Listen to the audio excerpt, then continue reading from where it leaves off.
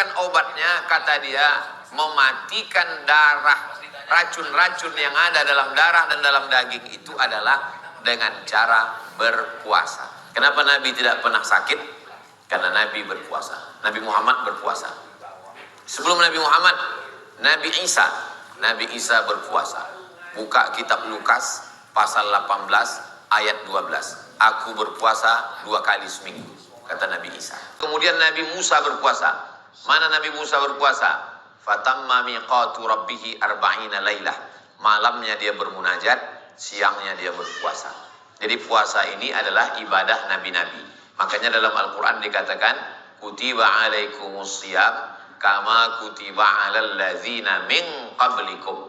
Orang-orang sebelum kamu pun berpuasa. Hanya saja orang sebelum kita itu puasanya lebih berat. Maryam itu puasanya berat sekali. Inni nazartu lirrahmani sauma. Saya bernazar puasa, walan ukallimal yauma insiya. Saya tidak akan bicara. Jadi kalau puasa kita hanya tahan makan minum, kalau Maryam puasanya tidak makan, tidak minum, tidak bicara. Untunglah syariat Nabi Muhammad ini boleh bicara. Bayangkan kalau puasa kita macam puasa Maryam, tidak makan, tidak minum, tidak bicara. Bagaimana Pak Hakim di pengadilan negeri memutuskan perkara?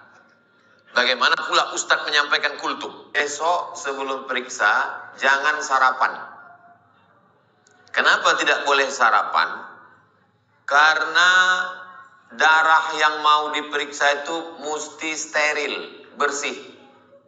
Rupanya kalau kita sarapan itu darah kita kotor, masuk ke tupek. Jadi kalau mau bersih darah kita, maka jangan makan.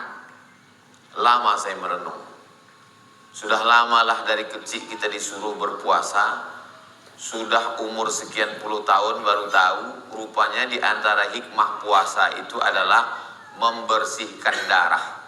Rupanya mau membersihkan darah kita ini di antara cara yang diberikan Allah adalah dengan berpuasa.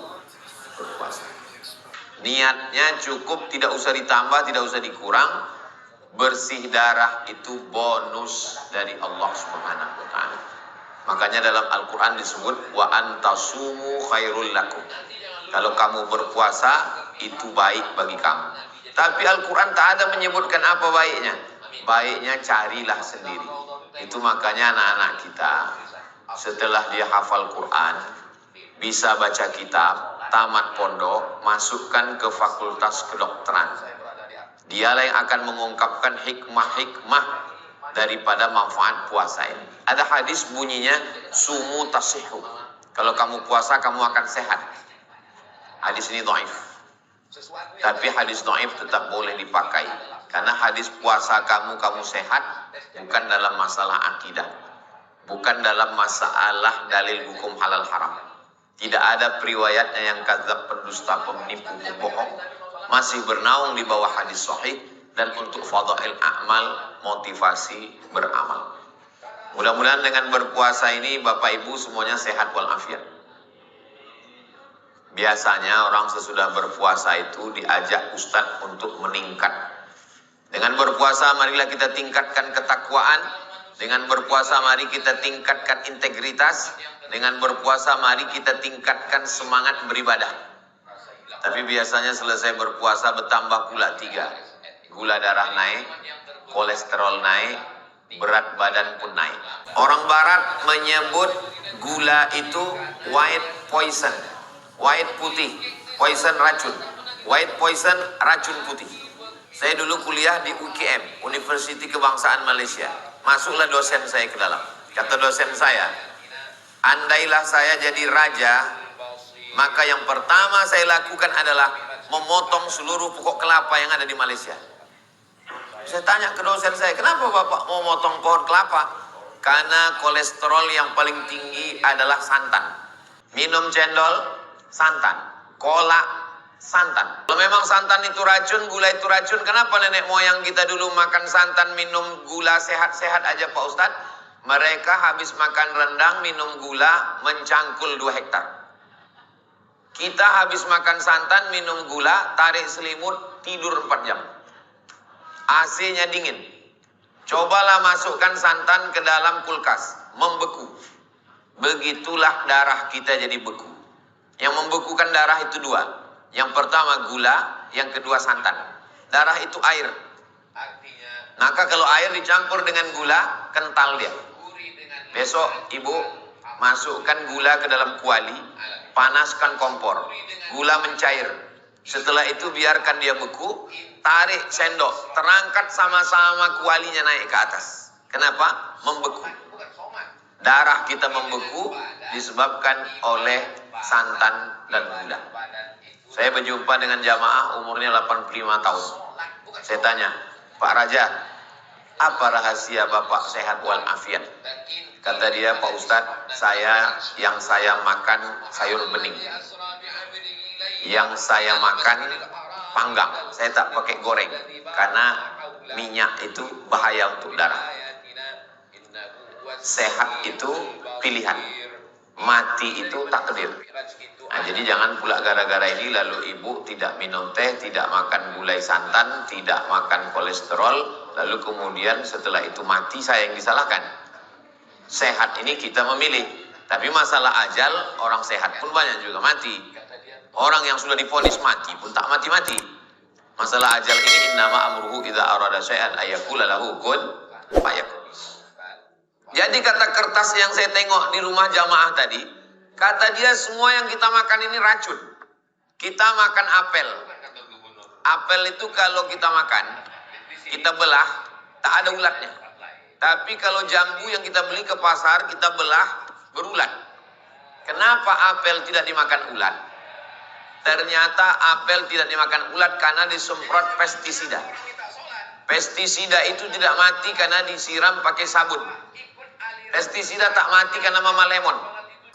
Masuk ke dalam darah, menggumpal menjadi cancer.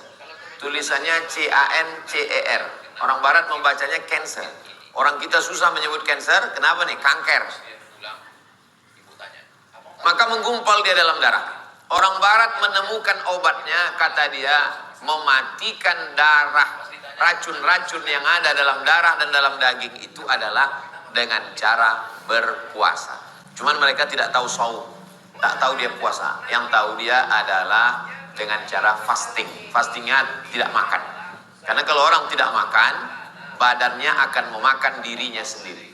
Racun-racun yang ada dalam darah, dalam daging, dalam tulang kita itu dimakan sendiri oleh badan kita. Ini tak bisa saya jelaskan terlalu panjang lebar, terlalu detail. Karena kata pepatah Arab, man takallama fi ghairi fannihi atabil ajaib. Siapa yang bicara bukan pada bidangnya, ngomongnya ajaib-ajaib. Jadi kalau ibu bapak nanti mendengar, Ustaz Somad tadi malam cerita tentang kesehatan agak ajaib-ajaib ku dengar. Karena memang bukan bidang saya. Tapi saya bercerita begitulah manfaat dari kesehatan berpuasa. Jantung ini di bawah. Otak ini di atas. Darah disemburkan oleh jantung membawa oksigen naik ke atas. Jantung ini berat dia menyemburkan darah karena darahnya kental. Maka diminumlah obat pengencer darah. Terlalu banyak diminum muncul efek samping, kena buah pinggang. Maka darah kita mesti cair. Dengan apa mencairkan darah? Supaya tidak punya efek samping. Banyak-banyak puasa sunnah. Puasa paling tidak sebulan 3 kali. 3 hari. 13, 14, 15. Kecil kali Pak Ustadz kalau cuma 3 hari. Saya sanggup 8. Bagus. Senin, Kamis, Senin, Kamis, Senin, Kamis, Senin, Kamis. Kalau cuma 8 hari saya sanggup lebih banyak Pak Ustadz. 15. 1, 3, 5, 7, 9, 11, 13, 17, 15, 17, 19, 21, 23, 25, 27, 29. Puasa Nabi Daud. Kenapa puasa Nabi Daud? Kenapa bukan puasa Nabi Isa? Kenapa bukan puasa Nabi Ibrahim? Kenapa bukan puasa Nabi Musa? Kenapa yang disebut puasa Nabi Daud? Karena Nabi Daud lah yang paling tinggi kekuasaannya. Nabi Daud itu raja. Dan Nabi Daud itu, ini agak berat saya menyampaikannya sedikit. Nabi Daud itu istrinya 100. Puasanya 15 hari sebulan. Ada orang yang istrinya 1 tak pernah puasa sunat. Senyum-senyum Nabi Daud tengok dia. Kata Nabi Daud, aku 100 biniku 15 hari aku puasa. Kau tak puasa sama sekali. Ini jadi puasa Ramadan. Makanya kita kalau udah terlatih puasa Ramadan ini, Nanti di Syawal kita diteruskan lagi dengan puasa 6. Lalu kemudian pula setelah itu ada lagi nanti di bulan Zulqa'dah, Zulhijjah, puasa 10 hari. Ma min ayyamin, tidak ada hari, al-amalu salihu fihinna ahabbu ilallah min hadhil ayyamil ashri. Tidak ada hari yang lebih baik daripada puasa 10 hari ini. Itulah dia dari tanggal 1. 1, 2, 3, 4, 5, 6, 7, 8, 9. 9 hari di bulan Zulhijjah. Di tanggal 10-nya puasanya tak sampai sore. Hanya dari pagi sampai motong kurban. Habis kurban langsung batalkan puasa dengan makan daging kurban. Jadi hampir setiap hari bulan itu ada terus puasa-puasa. Dan khusus bagi ibu-ibu, di Ramadan ini mungkin tinggal 7 hari. Nanti bagus sekali diqadha di bulan Syawal 6 hari puasa 6. Faman kana minkum maridan, siapa yang sakit, au ala safarin musafir, fa iddatun min ayamin ukhar, ganti di hari-hari yang lain.